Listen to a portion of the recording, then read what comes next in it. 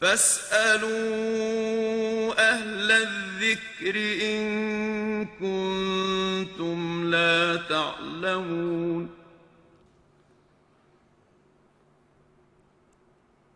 هذا القرآن يوحدنا لطريق الخير يوجهنا الله تعالى أنزله ورسول الله معلمه Bismillahirrahmanirrahim. Assalamu alaikum. Hürmetli televizyon görgüçler. Yeni bir qatımlıq sual-cavab programımızga kelganlarni qizg'in qarshi olamiz. Men Abdullah Yalqun. Hürmetli televizyon görgüçler, hammalarga ma'lum bo'lgandek biz bu sual-cavab programmamizni har qaysi radio görgüçü, radio anglag'uchi va televizyon görgüçü qarindoshlarımızdan kelgan savollarni yig'ib har oyda bir qatim olimlarimizni taklif qilib javob berib kelyapmiz. Bugungi bu suhbatimizga 2 kun oldin o'tkazgan bu suhbatni vaqt e'tibori bilan hammasi tugamagan qarindoshlarning so'ragan savollari yana buning oxirini davomlashtirish uchun bugun yana studiyamizga hurmatli ustozimiz Abdulhakimxon Mahsumajevni taklif qildik. O'zining qimmatli vaqtini chiqib kelganligi uchun ko'pdan-ko'p rahmat aytamiz. Rahmat, Allah razı olsun. Rahmat, Allah razı olsun. Qarindoshlar, bevosita yana savolimizga kiramiz. Endi o'tgan qatim kelgan yerimiz savol so'rilib Yevropaga hicret qilish masalasi va shundaqla ularning bergan yordam pulini elib yashashning islomdagi hukmi nima degan bu savol. Buningga qo'shimcha qilib yana ularning yemak-ichmaklarini yeyishninki va Qur'oni Karimdagi ahli kitobninki tamoq islarga halol degan hukm bugungi Yahudiy va Nasaralarga tushamdi. Ularning tamoqini yoki bo'g'izlagan go'shtlarini yeversak bo'lamdi degan bu savolga javob bersak.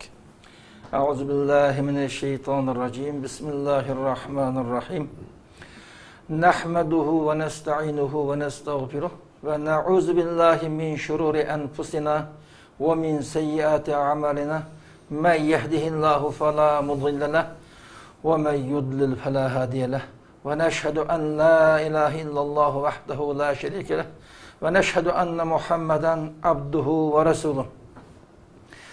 Hem de kardeşimizdinki sorgan soruda Avrupa'ya hicret qilib kelgan musulmonlarninki Avrupa ülkelerinden berib atkan turmuş yardım puli. Buni ediş durustmi? Ikkinchidan Avrupa xalqining yemek-ichmaklarini yeb foydalanishga bo'ladi. Uchinchidan hozir Avrupada yashayotgan Avrupaning yerli xalq aslidagi shu ahli kitobni o'lchimiga Şüphemdi diyem mezmundaki sualını eksettiriptim. Endi bu Avrupa'ya hicret kılış meselesi hakkında biz ötkende hicretinin üstüne toxtulup, şu katlarda hicretinin asli mahiyeti nemem, İstanbul'un nemini maksat kıldı, kandak şeraitleri hicret kıldı, bunu sözlep öttük. Onun üstüne kayıtı tekrarlamayımız. Endi Avrupa'da yaşayatkan Müslümanların şu rayından verivatkan turmuş yardım pul meselesi. Bunun üstünde toxtuluş lazım. Endi Avrupa'ya bir kişi kelip uğurlaşkan iken şu devletin ki kabul kılışıga asasen şu devletin şu turmuş yardım pulunu berişten ularning etiqadidan voz kechish ya başka bir şartlarni şart qo'ymasdan o'zining insoniy yashash erkinligi, etiqodiy erkinligiga hurmat qilish, uningga yo'l qo'yish shart asida insani yardım tariqasida verilayotgan yardım bo'lgandikan Yevropada yashayotgan qarindoshlarning o'zi yashayotgan davlat tarafdan verilayotgan yardım pulini ilishi shar'an durust.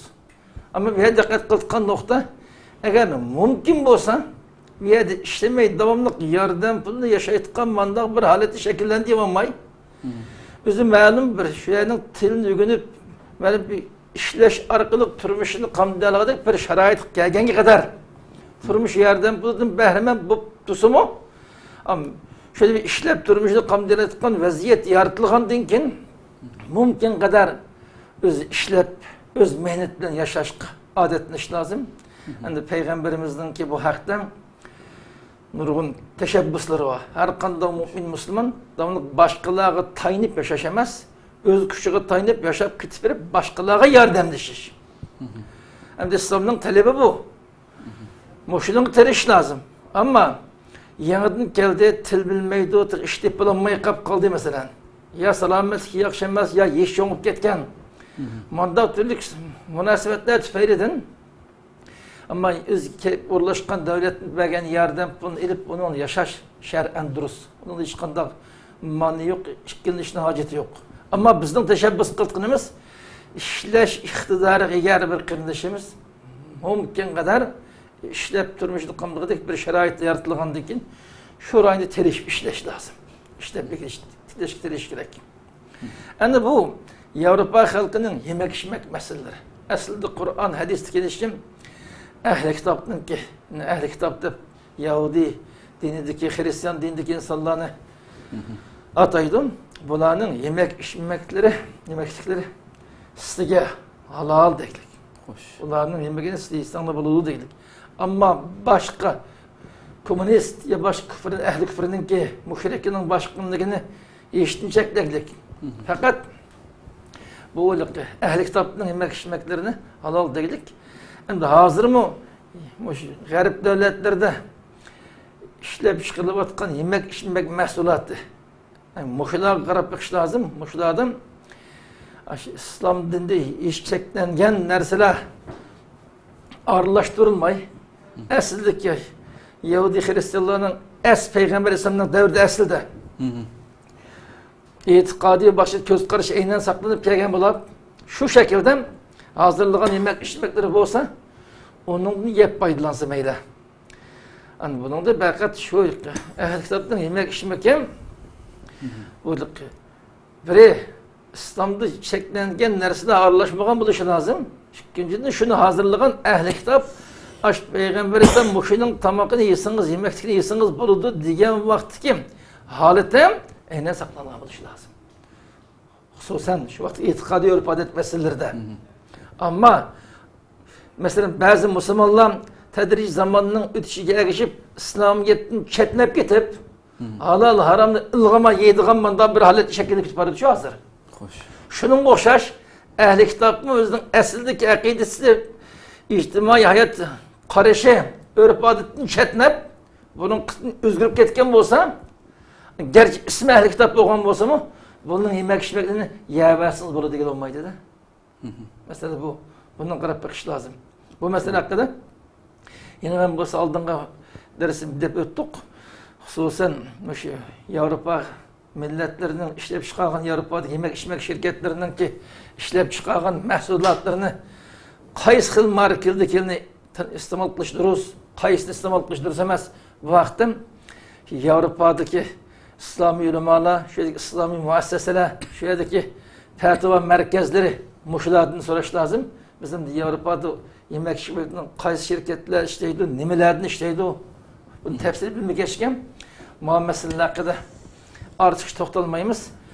Şu garipler yaşavatkan kırındaşlar öz yaşavatkan şu qit'a, şu devlet, şu rayın təvəssiki İslami merkezde alaqlaşıp aşılardan sorulsa texime qanaatınları yaxşı cevap alalaydı.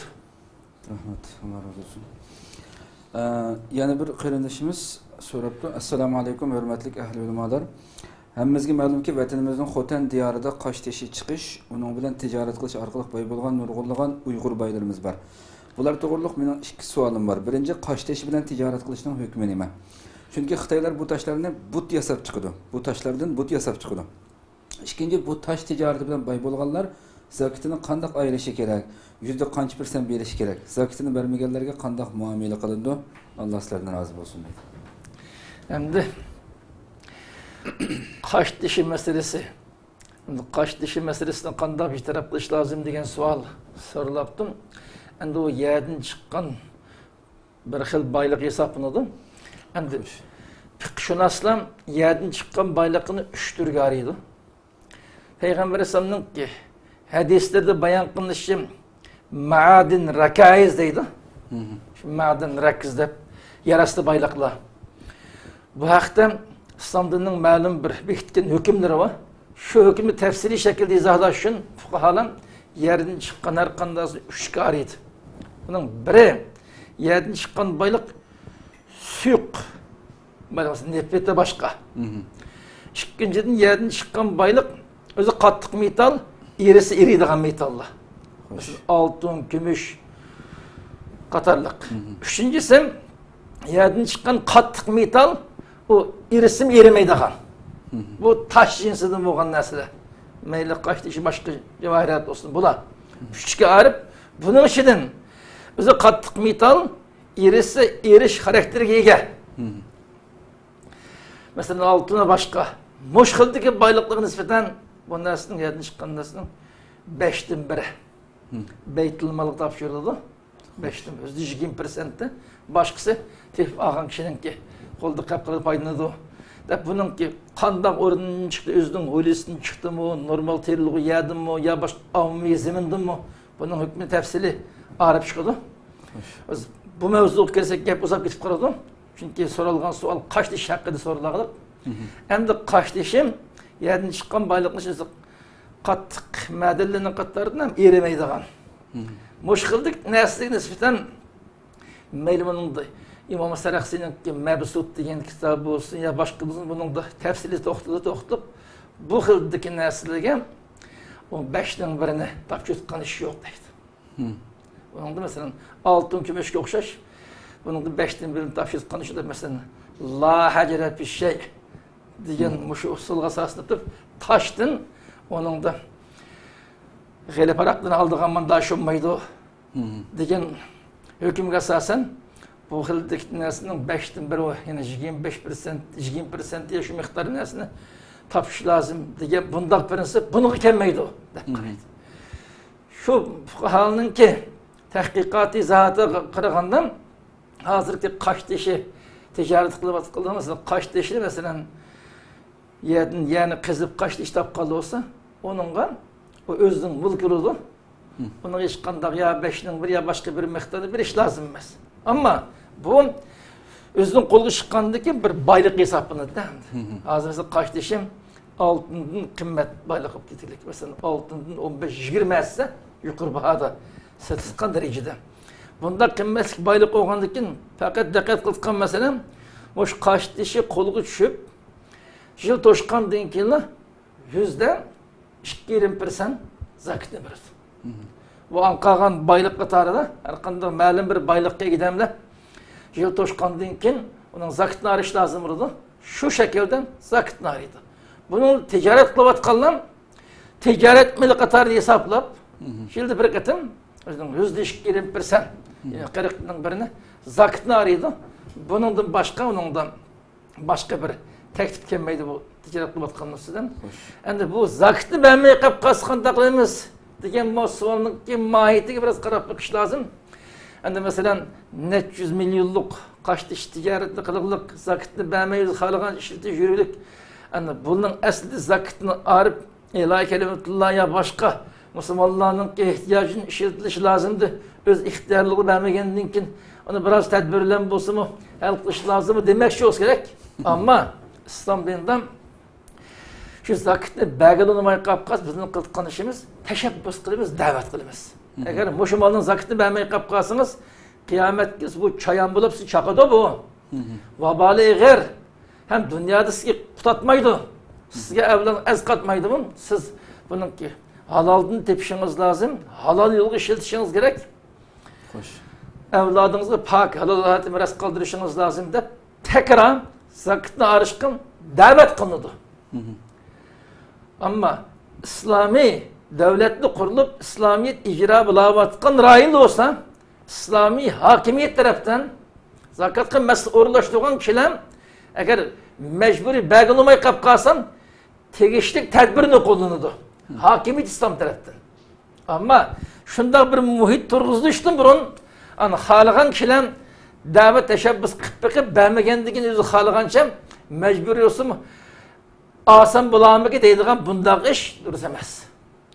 Bunun sakınış lazım oldu. Çünkü Müslümanın cini, mal mülki, İslami prensip boyunca qoğdirish gerek. Hiç qandaq bir şəxsin bunun çekiliş, daxili təərrüz qilish haqqı olmaydı. Zakatni bəgili unumğanlıq tekrar yaxşı nəsiyyət qilib, dəvət qildi. Qilgan işimiz bu. Yana sual açıb qilib qoldi. Bu taşlardan Xitoylar but yasab chiqadi buningga. Endi bu mesela qash tishni ba'zili ko'lab ilib, ba'ziligi setib, ula apirib, başqa millatlarga setib, millatlarning ishidan but yasaydigan manda ishlava. Endi bu toshni but yasab satmay, Satqıçta taş bitigi satqandan keyin bunun da başka mani yok. Bunu ağan edem but yasamdı, butperest olsa but yasap, butu ibadet kılamdı. Ya başka bunun da jabdık binası yasamdı. O sitvagan kişinin ki özünün ihtiyarı, onu sitvagan adam Müslüman bolsa, özünün gündelik ihtiyacı işletmek için olsa, İslami prensip boyunca tasarruf kılışı lazım. Ama o Müslüman olmayı kapkası, onun nemege işletkenlikinden o kaçlı işini satkallah onun mesul emez. Ama fakat butunu ifsitiş meselesi hakkında bunun da karab bakış lazım. Bu ayrım bir mevzu. Butunu ifsitip mesela, butunu satsız durursanız bulmamda diye mesele hakkında ayrım toxtuluş gerek. O başka bir mevzu. Yani asas kepsandaki ölümalı butunu ifsitkan ticaretli iş doğru emez. Kımmasak şey dedi köpsandıkiler. Ama bu kaçlı işini satkan değil ki bunu ağan edeninin bəzi başka işlersin, bəzi but yasaytken degenle bahane kıp durup kaçlı işini kılavatkallarını, kaçlı işini koluman, ticaretini kılavatkallarını bu ticaretini kımman deyişinin haceti yok. Mesela bu bəzi butunu altını yasaydı da, altın başına yasadı mı? Yani altını but yasaytken de altını hemen yaneteki kömbetip onun kolu üzgür bulmayı demez mi? Şunun koşuşma mesela hakkında artık şanıtmay. Ona ticaret kılavatkallarının ihtiyarına koyuş lazım. Ama olanı ticaretli kılış jaryanıdan şu özünün kuldaki malının ki özge Allah tarafından tapçılığın amanet ekenligini. Eğer cayda tasarruf kılmayı kapkası iki türlü kişinin işkilt kallıkı. Biri ahiretlilik hesap verdi kallıkı. İkinciden bu mal özgümü ez katmay. Bu amanetli yaxşı cayda tasarruf kılanması uzun kalmay kolunun çıkıp geçi ihtimalinin balığını tekrar düşündürüp bulağa. Şu mal neydik ki? Allah vergen bir nimet cayda paydını şakkıda tavsiye kılış lazım. At ticaretini kılıştın, toz tutkan, ya taş kolavat kılıştın, toz tutkan işte hakkında evar olmaslık lazım. O İslam'da da bir kenar yol koygan mesele hakkında artık şunu talaştırıp bunun yani bunu şınıt işten acıtı yok. Üzümni arak yasıgıçıga setişke kıyas kılamaydısan. Üzümni mesela arak yasıgıçıga bilip durup üzümü begideki üzümni satsa satqıçıga şu lanet kılıngan degan nima? Onu kıyas kılınmaydı. Kıyas O fakat tarak yasaytkan emas işinin meselesi.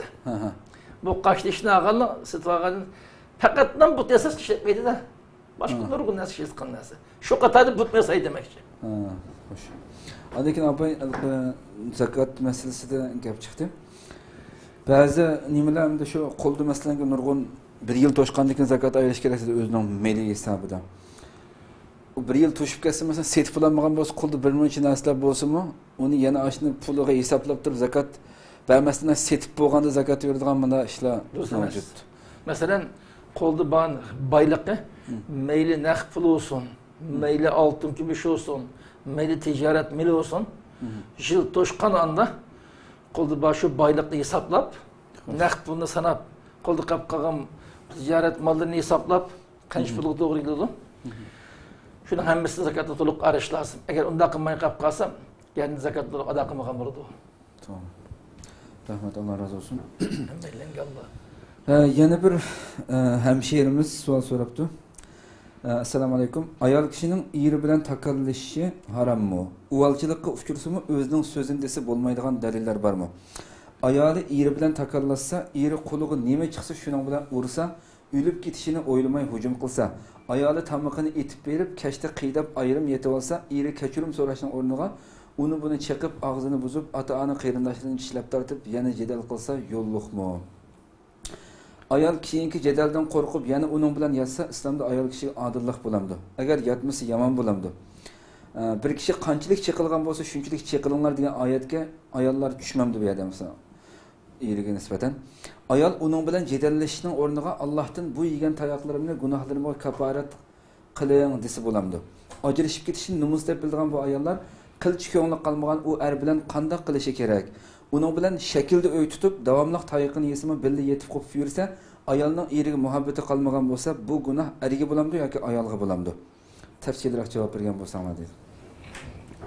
Yani bu ailevi meseleler hakkında en nazik meselenin biriydi. Er ayolunun özara münasebet meselesi.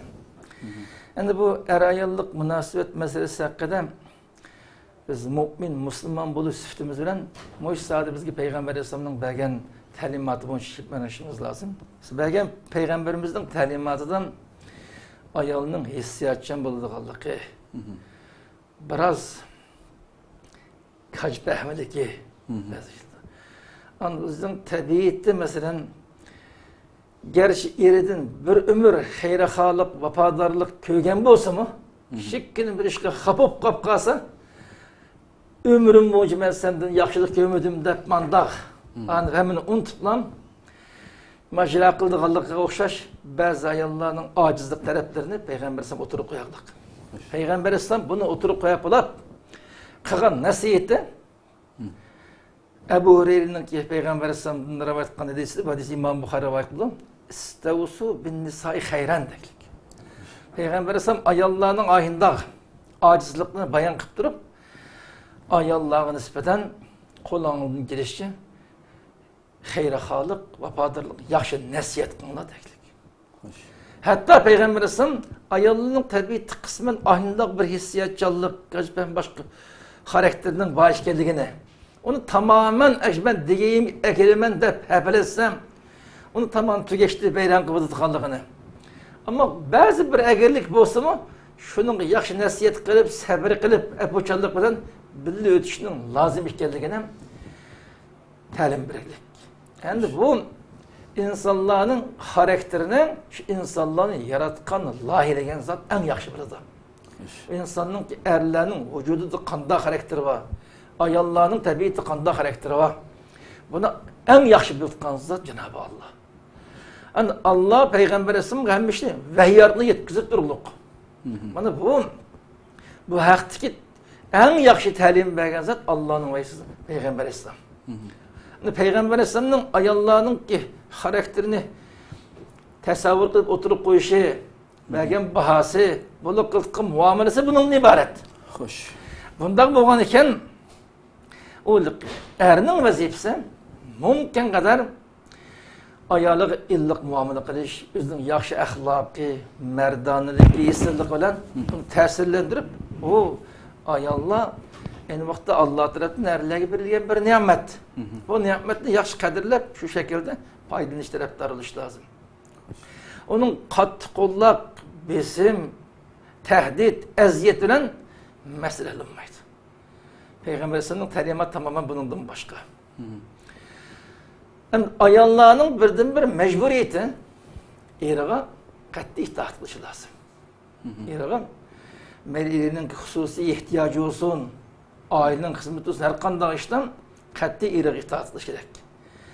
Eri melizinin hususi ihtiyacı, meyli aile hizmetli başlı olsun, birer işi talep kılgan iken eriga itaatsizlik kılıp başlatıp kap kalsa, bunu Arapçada naşize dep koydum. Eriga itaat kılıştın, başlatıp ayol dep. Aşı bunun iş erini narazılık kılgana ayrı uslap kapkaz geçti. Allah'ın peygamberinin lanet aydığı ayal değildik. Mel'un bu kütüde bu değildik.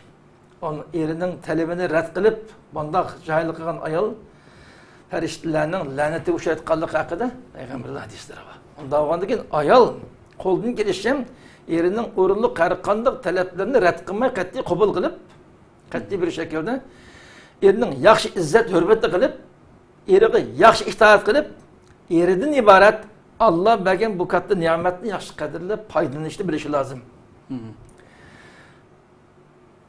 Ayolning vazifesi bu. Erning vazifesi yukarıda hep etkinimizdek. Bu şekilde bir köngüllük, bir cennet misali bir aile tesis kılıp manda yaşlı lazım. Manda aile tesis kılsam, er ayol ikisi bir köngüllük yaşaydı. Bu aile çoğunluğun ballarının psikikisi sağlam, yaxşı yetişiydi, hem iş cahil olurdu. Eğer anıvelem dadının otursa aynıdan macera köngülsüzlük bulaversem, bunun selbi tesiri ballığın bulurdu. Hem özümün dünyanın bəxti, dünyanın lezzetin behremen bulanmaydı. Bu meselem, her kolduğunu girişim, ayalını asıraş, aynı namunasip taraflış, yaxşı terbiye kılış, ıslah kılış, bu şekilde onun köngülünü tutup tamamen özünün kısmeti kıldığın, özünü kaderle ettiğin bir haletli şekillendiriştirişi lazım. Ayal için erini qo'ldan kelish yaxshi hurmat qilib, yaxshi izn qilib, qat'iy itoat qilib, buningga bana Alloh bergan tayyor ishlab bergan bir xizmatchim bu. Buni bu şekilde paydalanishim lazım deb buni qadrlashi, itoat qilishi lazım. Mo'yndan bo'lganda bu ailem ko'ngillik bir aile bo'lgan bo'ldim. Her iş girsem İslam prensibi bo'yicha o'zining ustiga yuklangan insoniy va islomiy majburiyatni ado qilgan bo'ladi. Bu yerda bir nuqta qolib qoldim.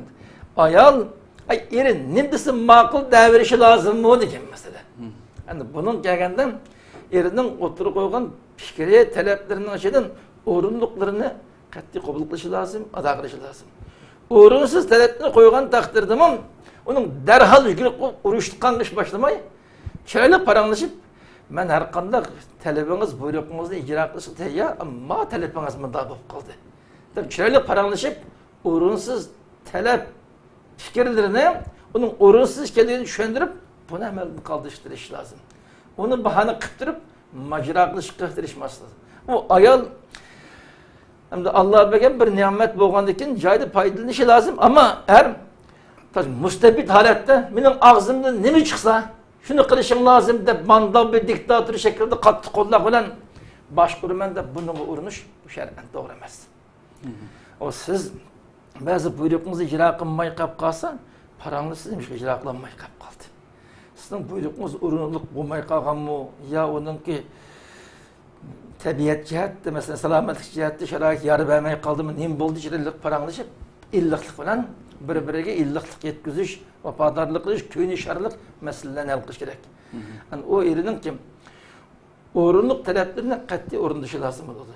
Ermi shunday, ermi ayolning har qanday o'rinliq talabi bo'lsa, qat'iy o'rindab berishi lozim. O'rinsiz talabni bo'lib qolsa, shaylik tushuntirib, o talabning o'rinsiz ekanligini, ya ba'zi talablar o'rinliq bo'lgan taqdirda ad paytning o'zida hal qilib berish imkoni bo'lmay qolib qolsam, biroz saqla ben buningdan keyin. Gapim o'rinliq ama mening imkoniyatim yaramaydi hozir. Men tadrijiy hal qilib beraman deb, mashaqada chiroyli va'dalarni qilib, uni ko'ngiltib isloh qilib qilishi lozim. Qarindishimizning gapining oxiri so'ragan bir masalasi, munoziq masala. Endi ash oyatda sizga qanchalik tajovuz qilgan bo'lsa, oshinchilik tajovuz qilsanglar bo'ladi degan oyat deb uni tushunmamdi debdi. Bu oyat dushmanga qarata nozil bo'lgan oyat. Sening dushmaning sana qandaq zankeşlik qilgan bo'lsa, sen ashindaq zarb bersan bo'ladi. Demakchi oyatning ma'nosi bu. Tajovuzchi, dushmanga qarata qilgan muomala. Am bu er ayol degan normal do'stlikmi, do'stning eng qadimiy do'stligining qatoridan bu. Bunday masala. O'zining do'stlari qilgan muomaladan undaq intiqom xarakterlik operatsiyani qo'llanmaydi, uning aksincha apuchallikni qo'llanadi. Özler dostlarının oturuşu prensipten sana dostun zulüm qilgan taqdirda sen afu quvvat teklif Peygamber sallam. İslamның prensipi bu. Endi insoniyatning ichida do'stlikning ichida er bilan ayolning o'rtasidagi mehr muhabbat do'stlik eng yuqori saviyada turgan do'stlik hamda bu. Bunda bo'lgandan keyin er ayolning o'rtasida unda intiqom xarakteridagi muomala bo'lmasligi lozim. Amaliy shuyotni tasavvur qilmaslik lozim. Bu masala. Yeni bir mesele sarıpta ahırda endi ayolning eridan tamamen ko'ngli qolib qolgan bo'lsa, shu ko'ngli qolib qolgan er bilan majburiy holatda yashab hayotni davomlashtirsa bo'lishga majburmi edi. Endi bu masala haqida tamamen ko'ngli qolib qolgan bo'lsa, mumkin qadar erining izzatini qilib, yaxshi suhbatlashish, fikrlash orqali saqlangan masalalarni tuzib, aslidagi mehr muhabbatni asliga keltirib, hayotni davomlashtirishga tirishish kerak. Xo'sh. Agar unda amal bo'lmay tamamen sovuqchilik tushib, ko'ngilsiz qolib qolgan bo'lsa, vaqtida ayol u o'zini aldab, ham o'zini qiynab, u erini aldab yurmay, chiroyli amaliyotni aynan deb bergan.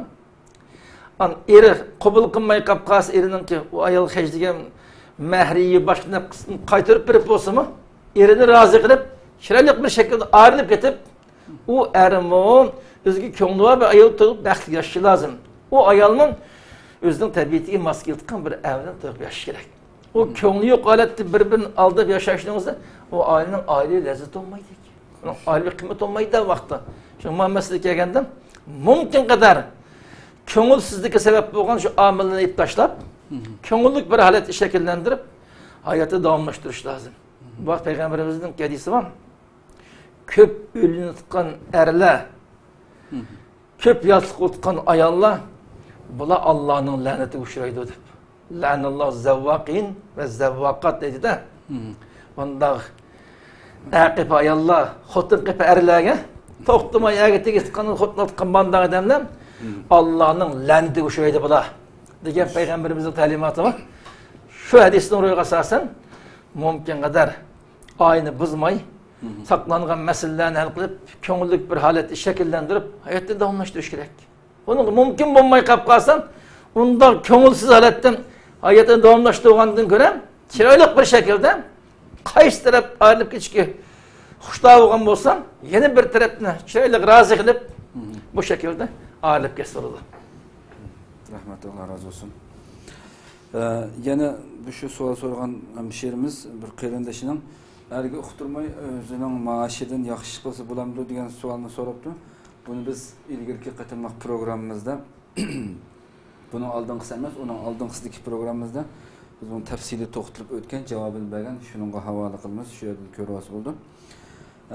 Yana bir savol, oxirgi savol. Hurmatli ustoz, davlat o'rinlariga yolg'on gap qilishning hukmi nima? Men bu yerda Xitoyni ko'zda tutmoqchi emasman. Özümden 5'ini ötken işin desem ben Türkiye'ye kelgendeyken ikamet el olaydı. İstanbul'daki bazı kişilerle alakalaşıp tiz ikamet elişten yoluna kılgan edim. Şu işini kıldıqanlar bilen alakalaşıp işimni kılıp alganmı buldum ama köngülüm bir xilli bo'lib qoldi. Ular kepelleke Türkiye nüfusluk adamdan birini tepip bizden algan puldan bir az onunğa berip saqçıga bu yoq bizden tuqqanti, mening yanımda turdu degandek yolg'on gaplarni qilib imzo qo'ydi ekan. Mushu ishlarning hammasiga islom qanday qaraydi? Bu ikamet işi qiladiganlarmi shundoq insofsiz bo'lib ketibdi? Ular fakat baldırrak tizim dışkı numara elip bergenligi uçurulan kişilerden bir munç pul aldı ekan. Qançılgan kişilerden pulunu elip bulup mu işini tutküzelmey yoki bergen pulunu qaytırıp bermey yürüyatgan kişiler barken. Men özümden qo'yilib ketganligimni keyin bildim. Mushu kişilerden öz milletini aldap, onun dopisini bununkini onunğa kaydirip, hükümetini aldap tapgan pulları ularga halal bulamdı. Hem de iqtisadi muamele babında muameleni qandaq tutishgan bo'lsa ikki taraf bitishgan bo'yicha bir taraf qilish lozim.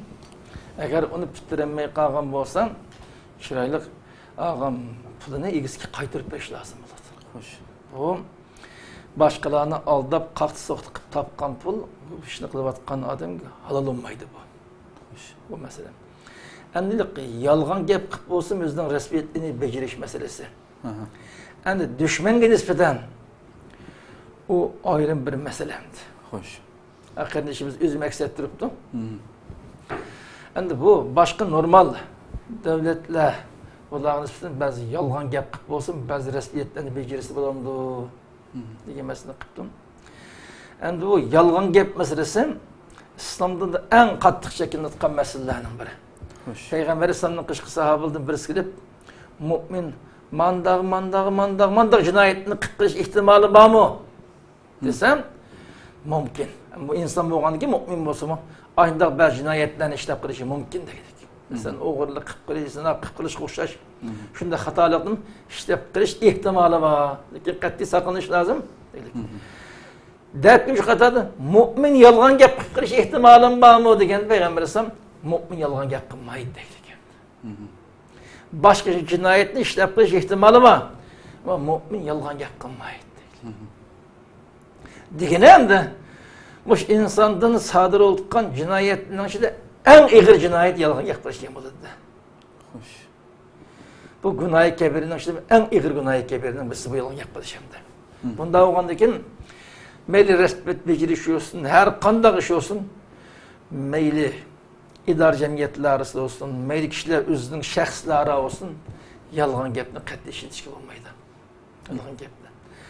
Naydi ki, eğer ayındaq resmiyet beceri tutqan o'rnida da bazı meselede eğer yalğan gap qilmay qolib qolsam hayat mamatiga taqishgan favqulodda xatarlik.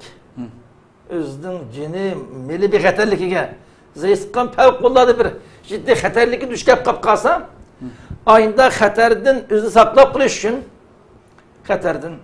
Xo'sh. An o vaqtda şu xatardan o'zini saqlab qolgandek darajada tadbir qo'llab o'zini mudofaa qilib qolsa, Alloh kechirishi mumkin. Bu vaqtda Muşkildeki fikrini tercih kılan kişiler İbrahim Aleyhisselam'ın yolda ketip etip bir ayarlı ketip atkan beytte bir zaraban padişaha düşkeye geldi ki şu vakit özünün ayarlı ki yani kardeşim bu hemşireden de bir de geldi ki Katarlık bazı meselelerini delil kıldı. Ama İslam'daki asli prensip kişiler şahslar üstümü, hükümetler üstümü yalan yapmış olmaydı. Bu umumi hüküm yalan yapılması lazım.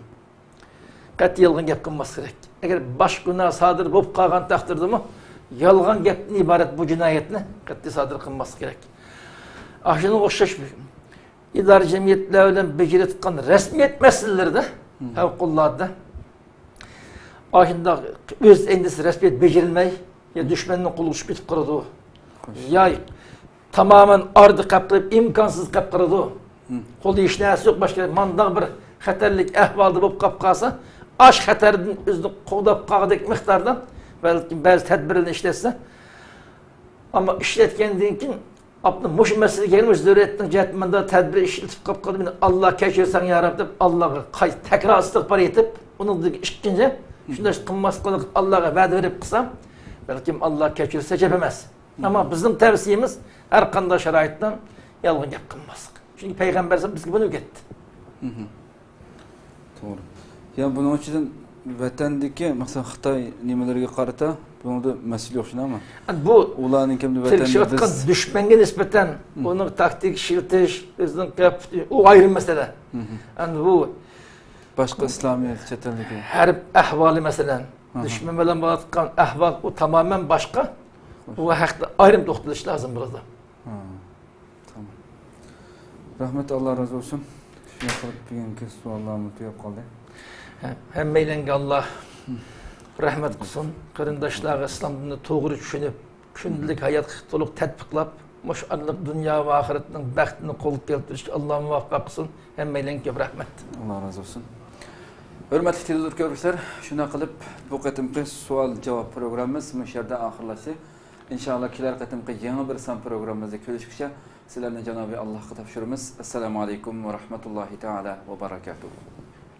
هذا القرآن يوحدنا لطريق الخير يوجهنا الله تعالى أنزله ورسول الله معلمنا هذا القرآن يوحدنا لطريق الخير يوجهنا الله تعالى أنزله ورسول الله معلمنا هذا القرآن هو الهادي لأوائلنا وأواخرنا يدعو